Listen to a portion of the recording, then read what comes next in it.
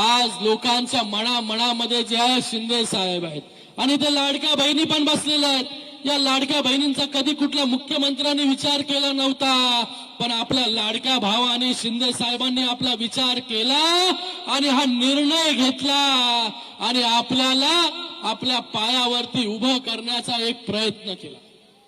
ज्या लाडक्या बहिणी नेहमीच आपल्या नवऱ्यावरती अवलंबून राहत होते, आपल्या घरच्यांवरती अवलंबून राहत होते, आपल्या मुलांवरती अवलंबून राहत होते, आज त्यांच्या खात्यामध्ये थेट पैसे टाकण्याचं काम, त्यांना स्वावलंबी करण्याचं काम, त्यांना त्यांच्या पायावरती उभं राहण्याचं काम एक छोटा प्रयत्न का होईना, पण हा छोटा प्रयत्न जो आहे शिंदे साहेबांनी केला.